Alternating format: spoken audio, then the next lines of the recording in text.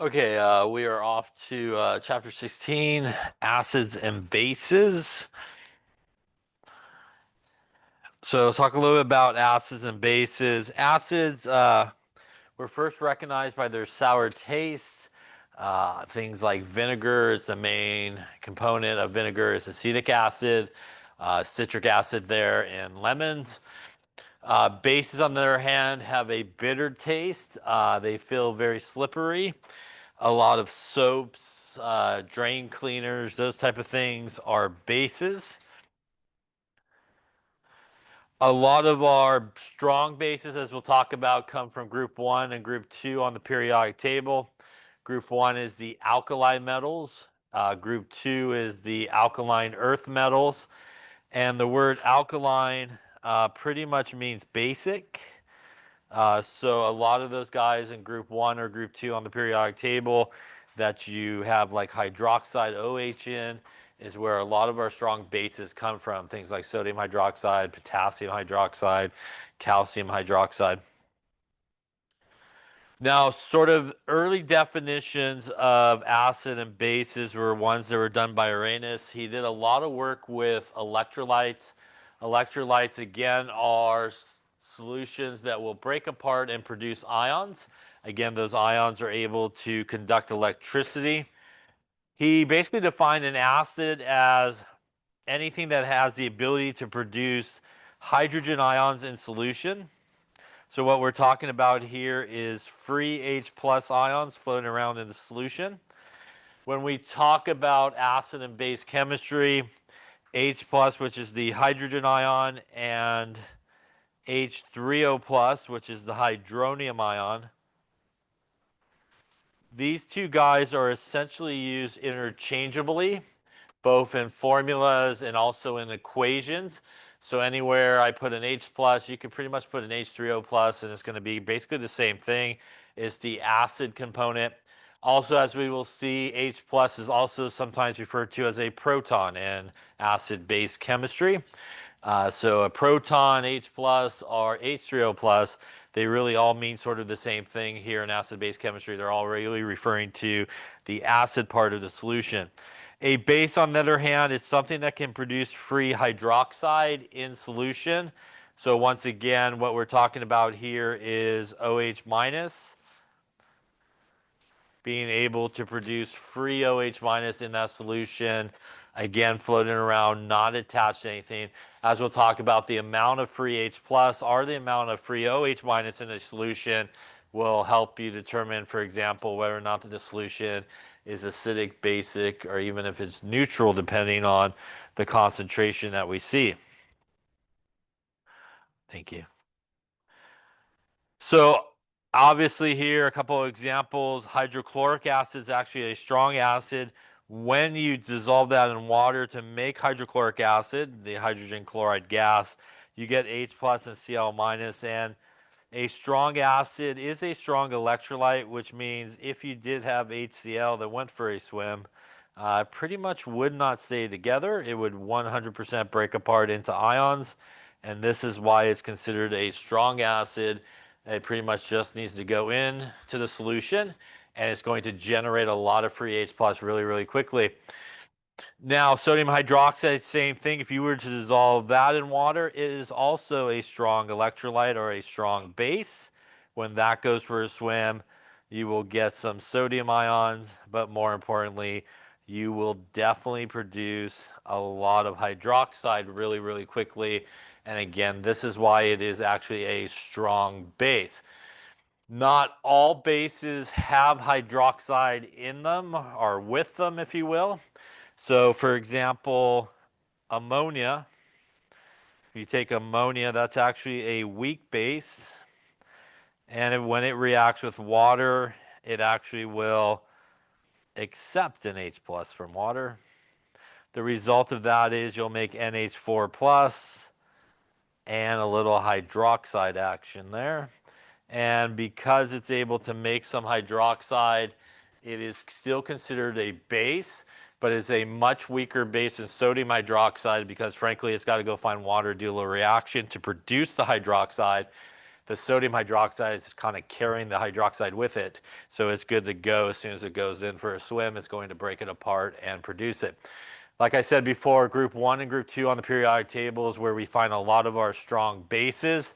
Pretty much if you go to group 1 and you got lithium, you got sodium, you got potassium, hang a right to calcium, strontium, and barium.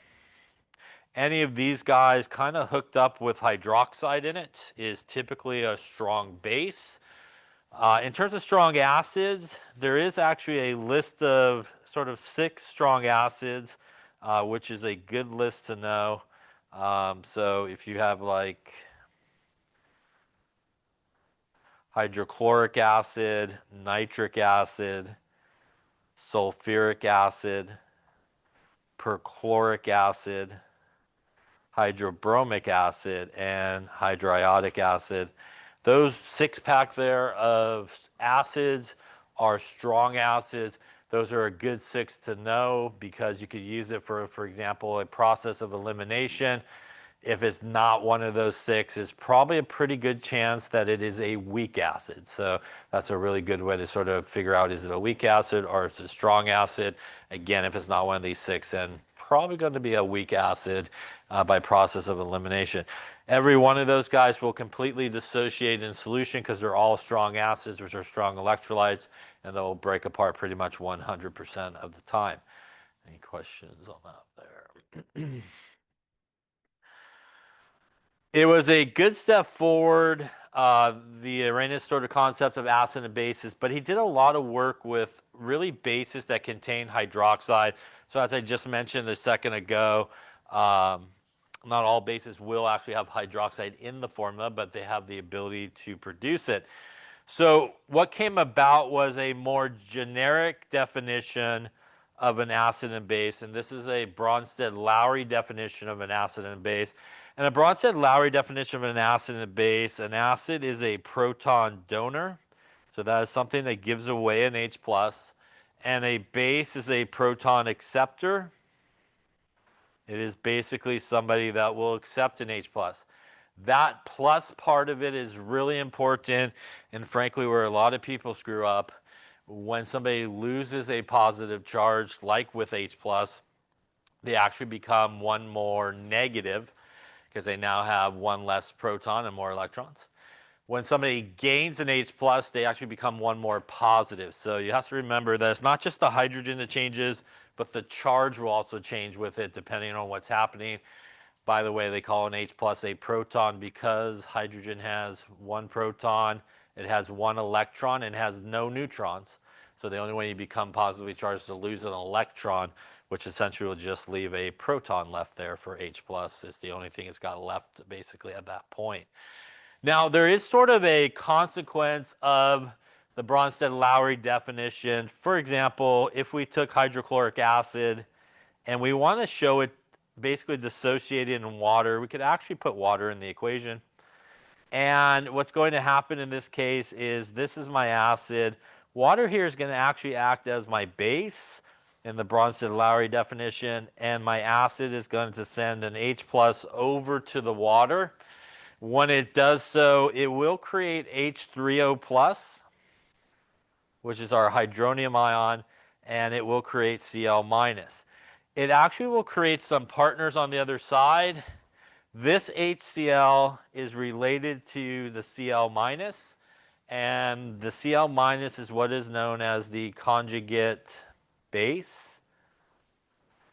Now the H2O is related to the H3O+ on the other side, and that is what is known as the conjugate acid.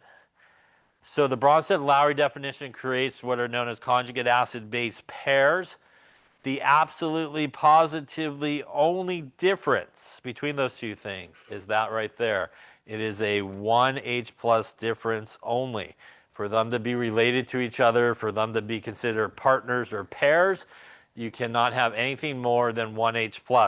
When we look at the acid to the conjugate base, it has 1 less H+ because it gave it away. And the base to the conjugate acid has 1 more H+ as it accepted it. We could also see that, for example, in that ammonia reaction I wrote a second ago, ammonia plus some water. In this case, the ammonia is our base. The water is going to act as our acid. It is the water in this case donating the H plus over. The result of that is you get NH4 plus, a little ammonium, and you get hydroxide here. And once again, the base on this side is related to the conjugate acid on that side. And the acid here is related to the OH minus here, or the H2O is related to the OH minus, which would be the conjugate base. When we talk about acid and bases, they're always found on the left-hand side of the arrow. Any of your conjugate acids or conjugate bases are found on the right-hand side of the arrow, or on the product side. This also brings up a really interesting idea that, as we can see in the case here, water is acting as a base, and as we see in the case here, water is actually acting as an acid. And there are certain substances, like water, for example, that can act either as an acid or base. Those things are what are known as being amphoteric.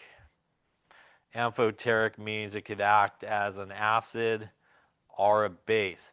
Water is an example of that, are things that typically have like a hydrogen and a negative charge, like something like that. That guy in certain cases could act as an acid because he's got the hydrogen to give. And it could also act as a base because he could accept the hydrogen as well. So it could actually do both things.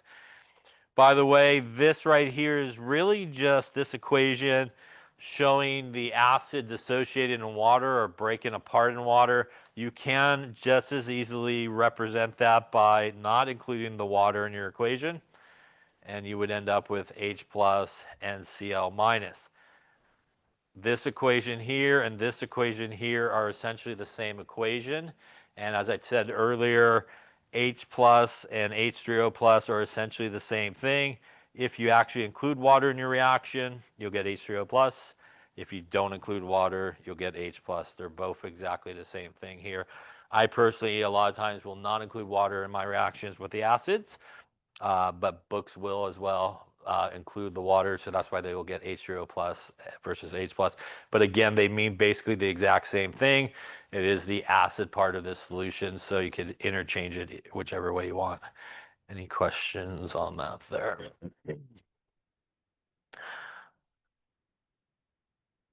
So as I mentioned a second ago, we have these relationships, and once again, acid on the left, partner on the right, the conjugate base, 1 H plus difference. Same thing here, base to our conjugate acid. Again, the same 1 H plus going from the acid to the base is where that H plus difference comes from in this particular case. So when trying to identify if something is a acid conjugate base pair are related to each other, that again is the absolute only difference that there can be between those two things is basically an H plus. By the way, HA here is sometimes used for just a generic acid, something like HCl, HF, it doesn't really matter. It's just kind of a generic formula for an acid. As you should remember, right, the cation for all acids is H plus, right? So H plus is the cation there when we have it.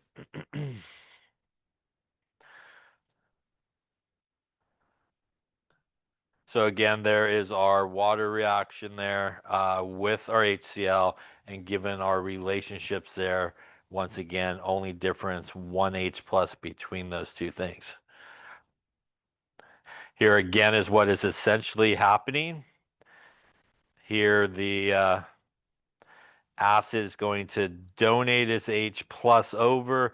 Again, remember that is not just the H, but the plus part's really important. This guy started with no charge, but when he gains the positive hydrogen, it ends up with a charge on the other side.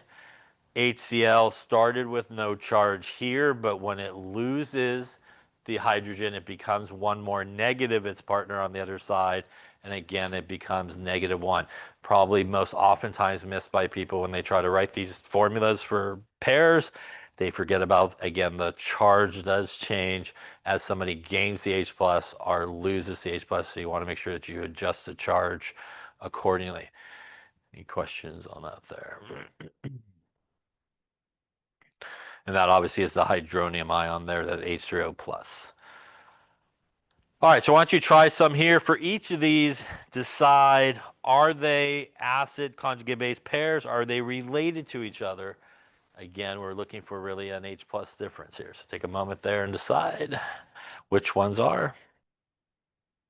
Okay, so let's take a look. So once again, as I mentioned, in order for them to be related to each other, that has to be the absolute only difference between them. So when we look at the first one here, the perchloric acid and perchlorate, again, the only difference here is an H plus. You could put the H plus on this guy, you get that guy, or you could remove the H plus from that guy and you should end up with this guy here. So those guys would be partners, as that is the only difference between them. If we take a look at the next one, that's HCl and ClO minus. The difference here is an H plus, but it's also a difference of an oxygen. And again, that would make them not related to each other because again, it can only be one H plus difference, and that's the only thing that can be different between them. Here we have H2PO4 minus, HPO4 2 minus. The difference here is 1H plus. If you take away an H from here, you're left with 1H, a PO4. You also lost the positive charge, which will make this one more negative, and you'll end up over there. So they are related to each other here. And lastly, these two guys, the difference is again an H plus. If you take away the H there, you're left with this.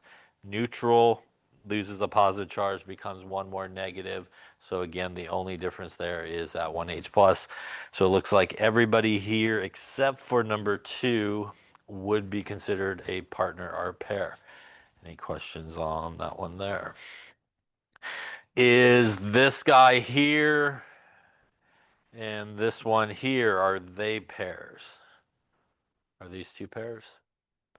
These two guys are actually not pairs because the difference here is not one H plus, but it's actually two H pluses, yeah? So again, it can only be one H plus.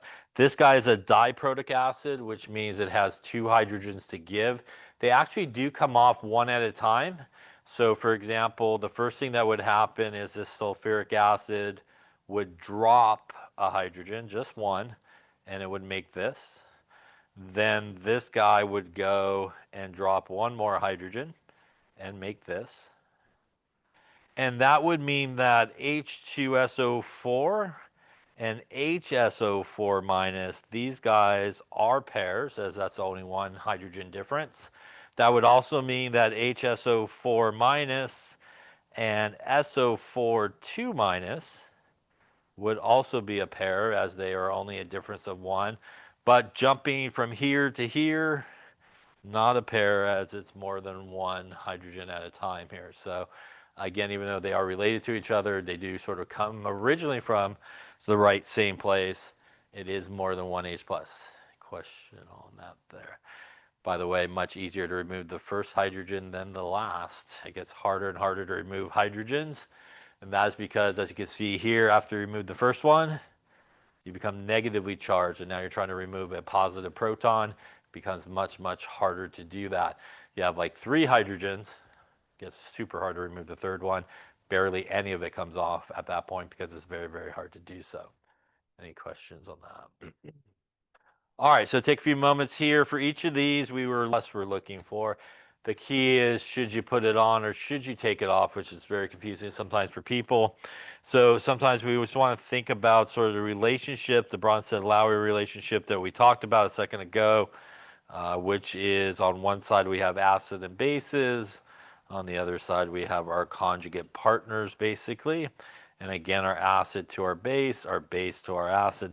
So in this particular case, we're looking to end up at the conjugate base, which means we're looking to end up over here. So if we follow this line back, it tells us that everything we're looking at is an acid. And basically, we just have to do the definition of a Bronsted acid, which is it should actually donate the H plus. So for each of these, we actually should take off the H plus. So when we do that for the first one, we're left with one hydrogen and an S. It was neutral, so it loses the positive, so it becomes one more negative in this case. Here we lose a hydrogen, so we are left with an S. It was already -1, so it lost one more positive charge. So now it becomes one more negative here at -2. Here we lose a hydrogen, leaves us two hydrogens. This thing was neutral, loses the positive charge, becomes one more negative here. So again, this is what I'm talking about, the charge changes.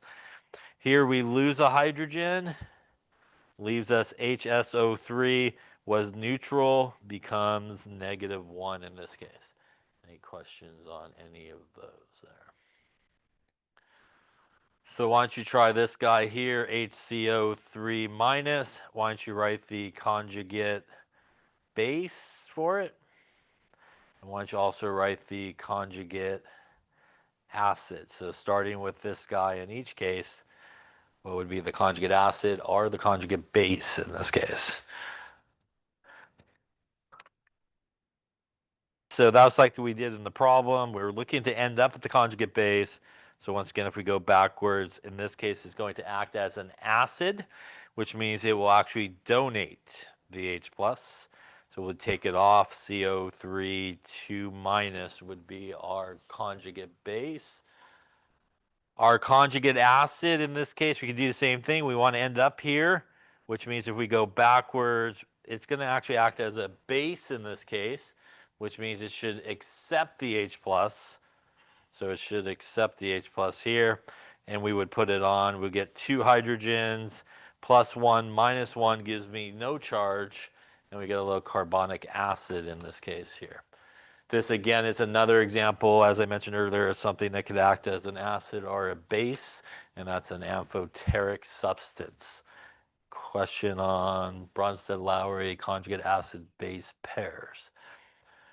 So again, as I mentioned, people usually screw up on the charge part of it. They just think about the hydrogen. So again, don't forget that positive charge does affect the charge of your partners that you make. All right. Talk a little bit about acid strength. We can have some strong acids, which are strong electrolytes, and we could also have some strong bases, as we talked about a second ago. If you had something like hydrochloric acid, which is one of those 6 strong acids, it is going to 100%, because it's a strong electrolyte, break apart into ions. So as I mentioned earlier, pretty much if you throw this in here, you have nothing but ions basically floating around. You have no HCl units still together. And again, as I mentioned earlier, that is why it is a strong acid. Same thing with our base there. Again, if that went for a swim, it's going to completely break apart into sodium and hydroxide. And in solution, it will create a lot of hydroxide really quickly, which is why it's considered a strong base. We also have weak acids, which are weak electrolytes. And you might remember we see these arrows heading in both directions when we talk about weak electrolytes. Weak electrolytes mainly stay together, but do produce a few ions in solution. For example, HF is a weak acid, which means when it goes into solution, it is going to break apart into H plus and F minus. The difference here is this is mainly what you're going to have in that solution. You're going to have a little of these guys produced. So if you took the beaker view of it, you mainly would see HF guys floating around, but you would have a little bit of H plus and F minus as broken apart. And because it's still able to produce some H plus in that solution, it is considered an acid, but it's definitely a much weaker acid than something like hydrochloric acid that's just going to completely fall apart and produce that free H plus in that solution really, really quickly. Any questions on that there? And obviously, as I mentioned earlier, there's weak bases like ammonia, which will mainly stay together, but will produce a little bit of hydroxide in solution. And it's kind of similar to what happens with our weak acid. Now, again, if the forward direction predominates, you're going to have a strong acid. And once again, a strong acid is sometimes referred to as something that will completely ionize or completely dissociate. Those are just big words to say it completely falls apart into ions, basically. And a weak acid will pretty much stay together. And again, it's going to kind of keep that, like HF, for example, together. Some other examples of some weak acids: hydrofluoric acid, acetic acid that you might have used in the lab. We have nitrous acid. There's a bunch of them. You know, hydrocyanic acid and so forth. These are all examples of weak acids. Again, why knowing those 6 strong acids are really helpful for this class and beyond, because you can, by process of elimination, pretty much determine if it is a strong or weak acid. If it is not one of these 6 strong acids, it's most likely going to be a weak acid. Yeah, there's a lot more weak acids perhaps than strong acids that you'll probably come across.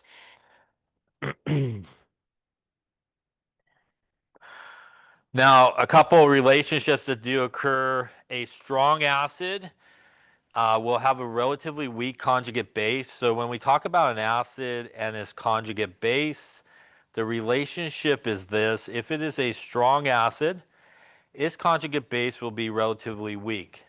What it really means is it will not continue to react with water, for example, and it really won't affect the pH of the solution. It'll be really neutral. You can kind of think of it. If you have a weak acid, like our HF, its conjugate base will be relatively strong, like F minus. Now, F minus is not a strong base like sodium hydroxide. In this context, what it actually means is if you have F minus in solution, it has the ability actually to react with water and accept an H plus. And the result of that is it will actually produce some hydroxide, and it will actually make the solution more basic. And it's not a strong base, but it's strong in the sense that it could go through this reaction, which is sometimes referred to as a hydrolysis reaction because it's reacting with water, and it can affect the pH of that solution. Bases, on the other hand, work the same way. If you have a strong base, its conjugate acid will be relatively weak. It'll basically be neutral. If you have a weak base, like NH3, its conjugate acid will be relatively strong, like NH4 plus. And it's really the same idea. It's not really a strong acid, but it has the ability to continue to react with water that's present. And actually, it will donate an H plus over, and it will make H3O plus and NH3. And because it can make H3O plus, it actually makes the solution more acidic as well. Now, if you took something like chloride, which is the conjugate base for hydrochloric acid, that chloride will just swim around in the solution. It will not react with water, and it really won't affect the pH of the solution, so it'll still be neutral in this case. You'll see more of that in 1B. If you take 1B, these are what are referred to as hydrolysis reactions. Not that important for us here. We talked about sulfuric acid, which is a diprotic acid. Something like HCl, which has just one hydrogen to give, is sometimes referred to as monoprotic because it could give one hydrogen. Something like we talked about there, H2SO4, is diprotic because it has 2 hydrogens to give. Something like phosphoric acid actually has 3 hydrogens to give, is sometimes referred to as a triprotic acid. Again, each of those for sulfuric acid or phosphoric acid will come off one at a time. And again, they do technically have the ability, for example, to give 3 hydrogens. Any questions on that there?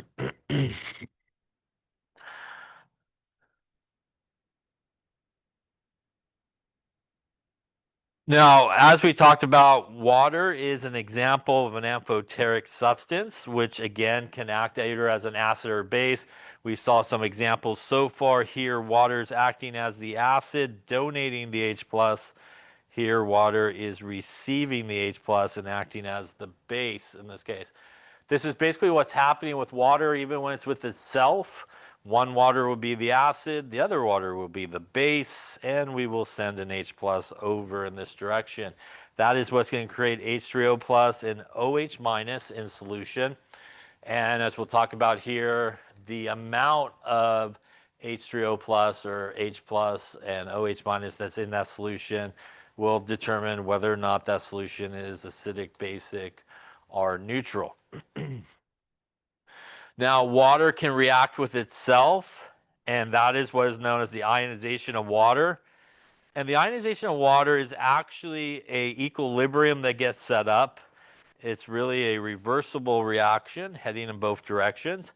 And because of that, you could actually write what is referred to as an equilibrium constant. And in this case, this is what is known as Kw.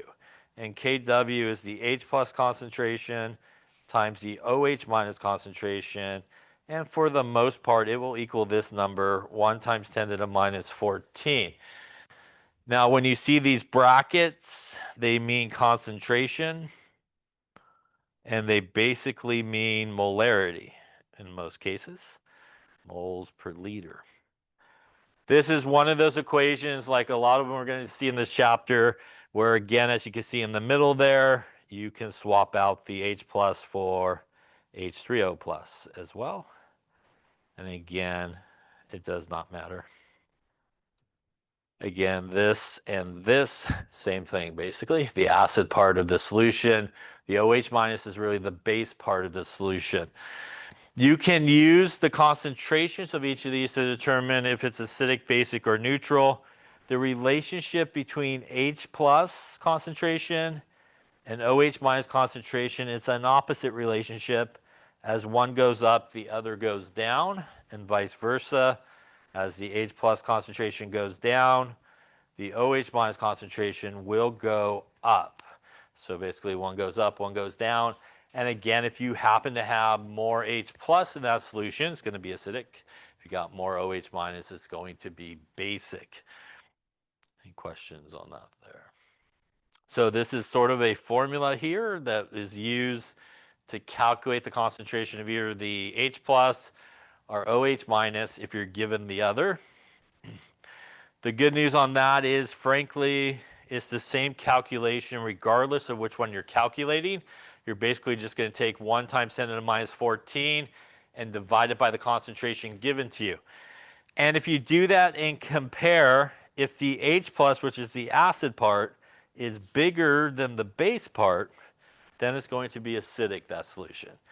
If the base part is larger than the acid part, it's going to be basic.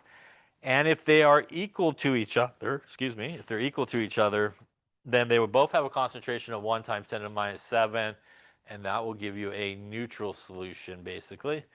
This is definitely the chapter where hopefully you still are doing it. Exponent button, you definitely want to make sure you put these numbers in using your exponent button, or you are going to be in trouble in this chapter for sure. So make sure you actually use your exponent button when you punch these guys in. All right, good chance to try it. For each of these, give either the H plus or OH minus, and then decide is it acidic, basic, or neutral. So take a few moments, grab your calculator, make sure you use your exponent button, and make sure you get the same numbers here. Definitely in this case, we want to use our Kw, which is our H plus, our OH minus. Again, also could use H3O plus there. And it is always this number for the most part there, 1 times 10 to the minus 14. So in this case here, we're going to solve for the OH minus, and it's going to be 1 times 10 to the minus 14 divided by my H plus concentration, which is 3.4 times 10 to the minus 4. And that is going to get us here.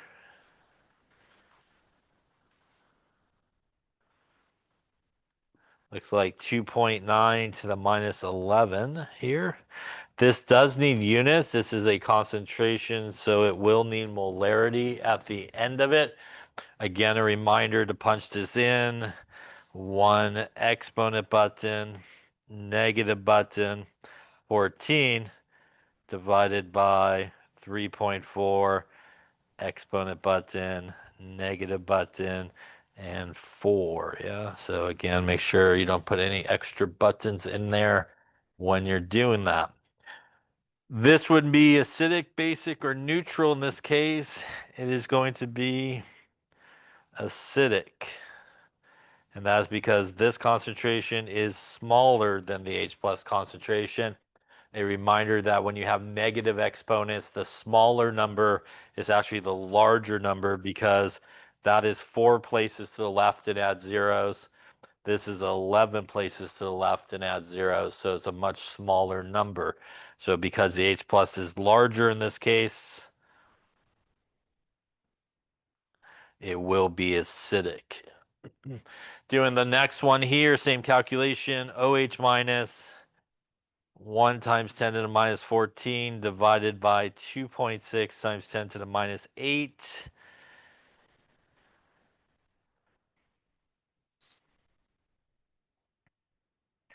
.8 to the minus 7. Again, you need molarity here. Looking at this one, this number here, minus 7 to the minus 8. Minus 7 is a larger number, and that is the base part of the solution. So this one is going to be basic, as the OH minus is larger in this case than the H plus concentration. Continuing on here, doesn't matter, we have the OH minus given to us. It's the same calculation.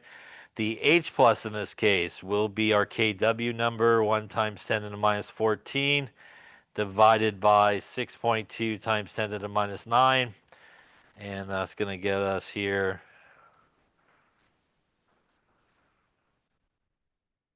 1.6 to the minus 6 molar.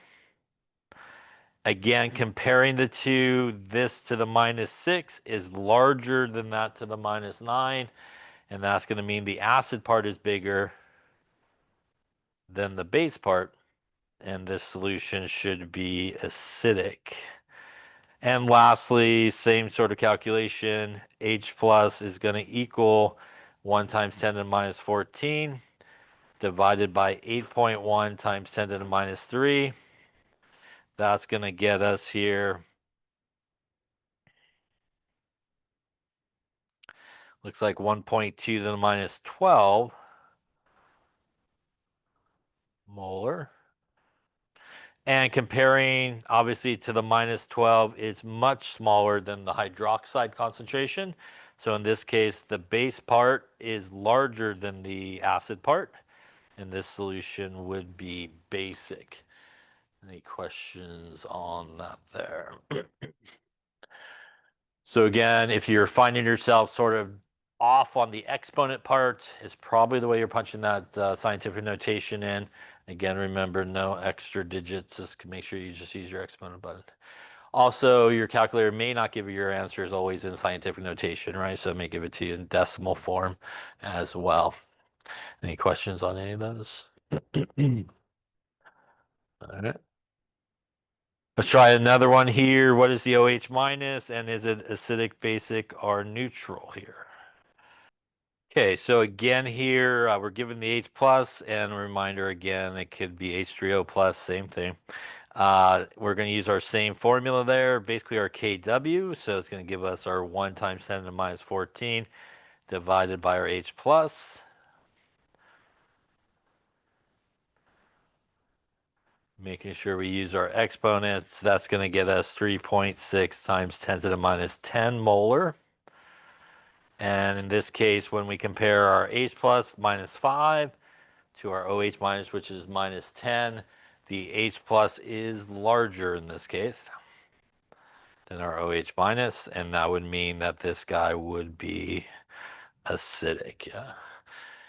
By the way, when you are asked that question, acidic, basic, or neutral, there is just one answer. Yeah. So it can't be acidic and basic at the same time. Sometimes people do that. I've never had anybody go all three, acidic, basic, and neutral, so that's kind of good. But remember, it's only one answer in that question. Question on KW, how to calculate H plus, OH minus concentrations. All right, let's then get into pH.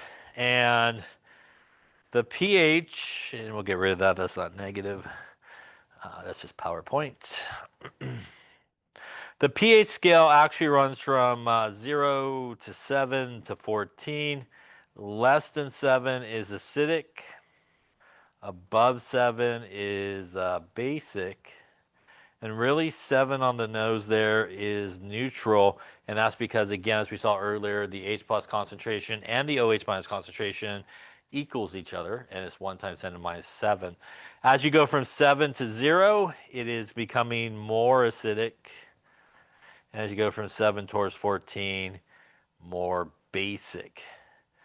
To calculate the pH, the pH is equal to negative log of the H plus concentration. Once again, same formula, same thing, H3O plus. Yeah, so again, exact same thing. Now, depending on your calculator, as to how you punch this in correctly, if you have a display calculator, you want to punch it in exactly the way it's written, the negative button, not the subtract button, the log button, and your number using your exponent. If you have a non-display calculator, you need to go backwards in this formula and all the other ones. You need to start with the number with your exponent button. You then need to hit the log, and then you need to hit the negative button. If you're not sure what type of calculator you have, all you have to do is hit log, and if it says log on your screen, if you hit log and it says error, congratulations, you got it. That's a way to find out which one you have. And again, if you have a non-display, pretty much you have to go work backwards how you punch it in. How the formula is written. If you have a display, pretty much just exactly the way the calculator gets it punched in. So let's talk about significant figures and pH. The number of decimal places you should have in a value like a pH is equal to the number of significant figures there are in the concentration. So this is where people screw up a lot. They think sig figs is sig figs, and that is not what we're talking about here. It is significant figures in the concentration to decimal places in the answer. And vice versa, by the way. If you go from pH back to the concentration, it's decimal places to significant figures. So you want to make sure you keep track of that. So let's make sure everything works here. Grab your calculator.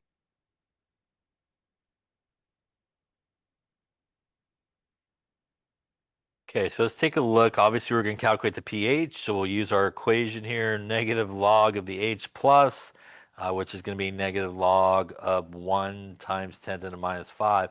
In this case, you should put it in. If you got a display calculator, you should hit your negative button, your log button, your 1, your exponent, your negative, and your 5, and hit equals probably. If you have a non-display, you got to go 1 exponent button, negative button, and 5. Then hit the log button, and then hit the negative button one more time for good measure to make it positive. Regardless of which way you did it, your screen hopefully should be saying that to you probably right about now. Should hopefully be saying a 5, I hope, yeah? So we want to write this correctly. So our options here is 5, 5.0, 5.00, 5.0000. That's a lot of zeros. We'll kill that one right away. What is the right one? The right one is, it is actually 5.00. And that is because this number here is the concentration, has 2 significant figures. And when we go to pH, that is not significant figures, but how many decimal places you should have, which is 2 decimal places. So it should be 5.00. And again, if we were going backwards, if you had 5 and wanted the concentration, because that 5 technically should have 2 decimal places, your concentration should have 2 significant figures. Question on that there. By the way, acidic, basic, or neutral on this one?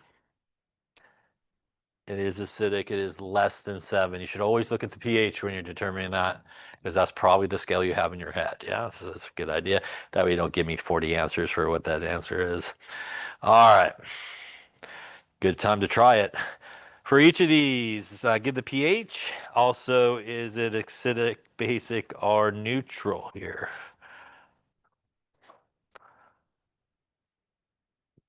Okay, so let's take a look, see how you're doing. The first one, we have the H plus, which means why not? Just go right on in to our equation here. And that will give us a negative log of 2.1 times 10 to the minus 5. So popping that into the trusty calculator here. It equals, looks like a 4.68 pH. Once again, 2 sig figs, 2 decimal places here. Yeah. Any questions on that one? Acidic, basic, neutral. This one's going to be acidic as it's less than 7. Yeah. Any questions on that one? Taking a look at the next one. That's actually the OH minus concentration, not the H plus. So maybe a conversion to H plus would be good first using KW. That's going to give us 1 times 10 to the minus 14 divided by 5.9 times 10 to the minus 8. Going to give us a 1.7 times 10 to the minus 7 molar. Now that I have the H plus, I could go into my pH. Equals minus the log of 1.7 times 10 to the minus 7.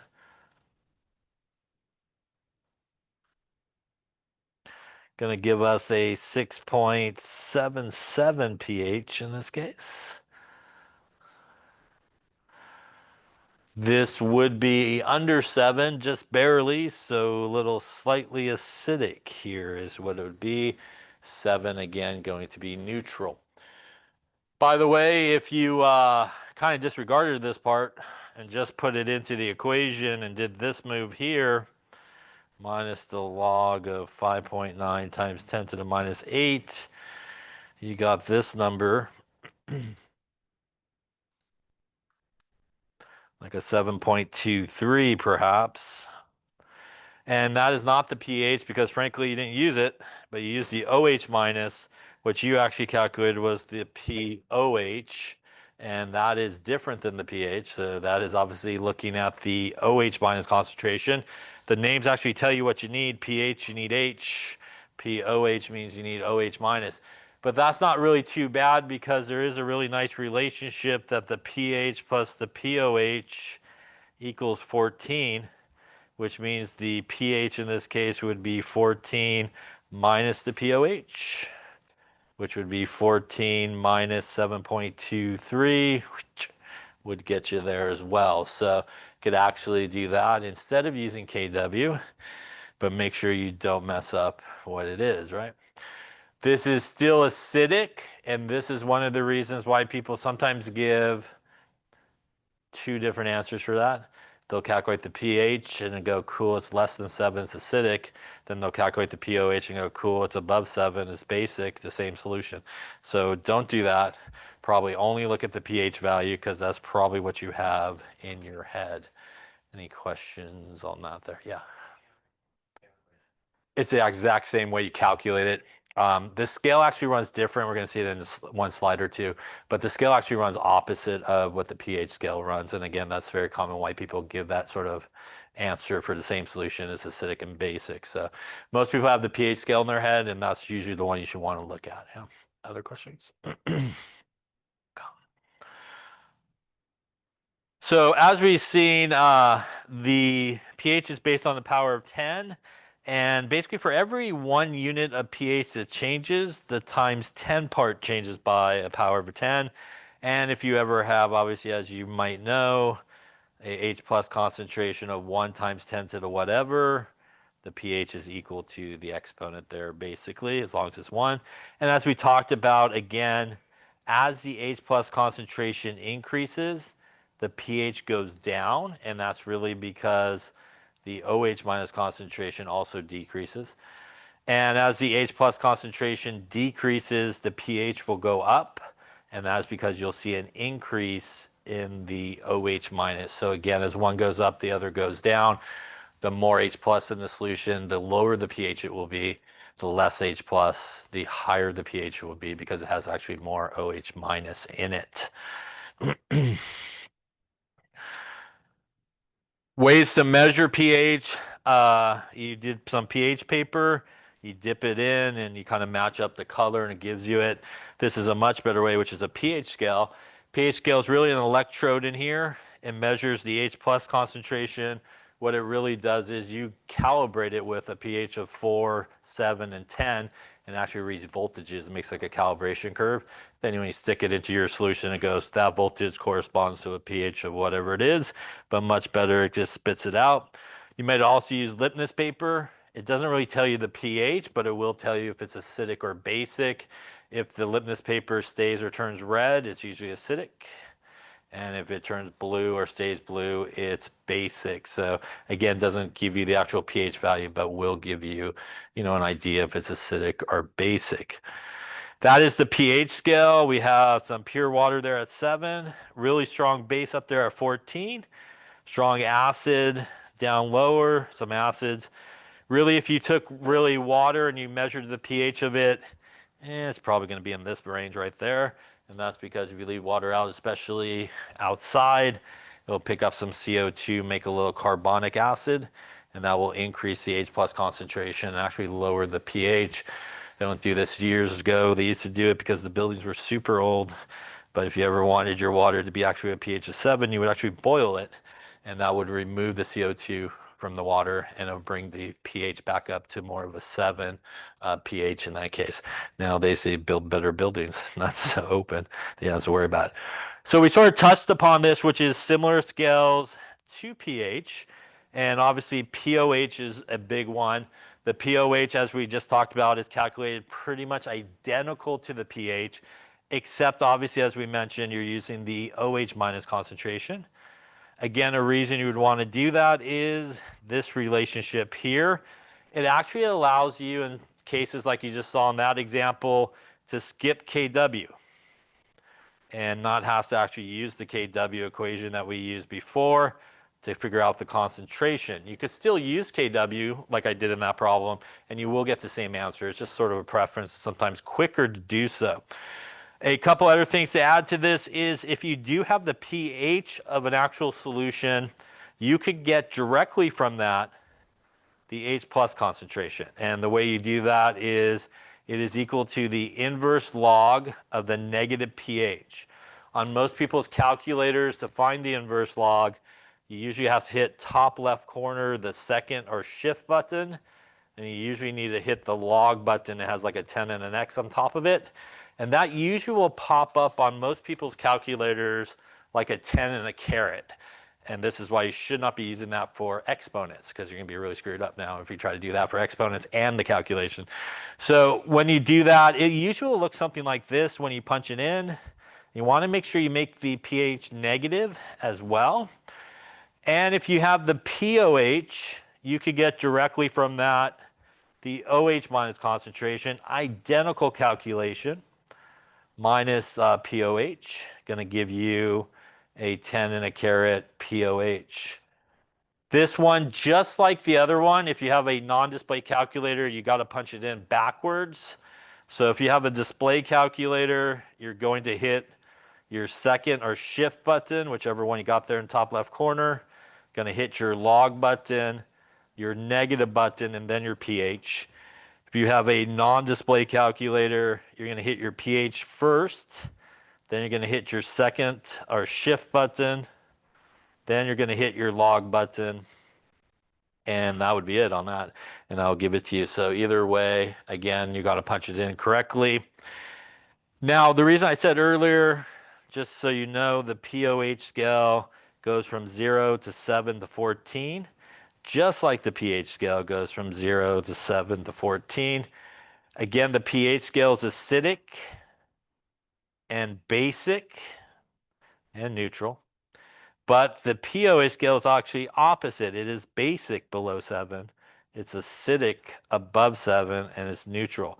So my personal preference is I would not even worry about this scale, since that is the scale most people talk about, and just keep that one in your mind.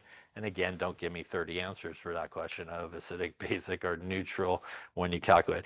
So if you have a low pH, you'll have a high pOH, and vice versa, basically. Yeah. Any questions on that? All right, let's give it a go here, shall we? We have a solution that has H plus or OH minus. Calculate the pH, the pOH, and is it acidic, basic, or neutral? Let's give it a go. Okay, so let's take a look. Obviously on the first one I have the H plus, so that means really I could go right into my pH equation because that's what I need. And that's going to be me minus the log of 3.6 times 10 to the minus 9. That's going to give me a pH here of 9, it looks like. Yeah, perhaps. Nope. Hit the actual right button would be good, probably. All right. Minus log 3.6 to the minus 9. There we go. 8.44. In this case, because I already have the pH, minus will use my relationship that the pOH will equal 14 minus the pH. So that's probably the easiest way to get there. And we'll just subtract it. And that's going to give me here 5.56 as my pOH. That means in this case our solution is basic, right? Again, we want to look at the pH. It's above 7. Any questions on that one there? Bottom one, I have the pOH, or I have the OH, so pOH would be a good move, minus the log of the OH minus. That's going to be minus the log of 9.2 times 10 to the minus 2. And we will get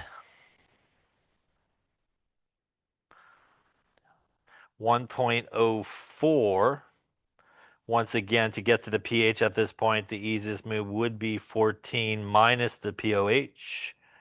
And that's going to give me 14 minus my pOH, which is 1.04.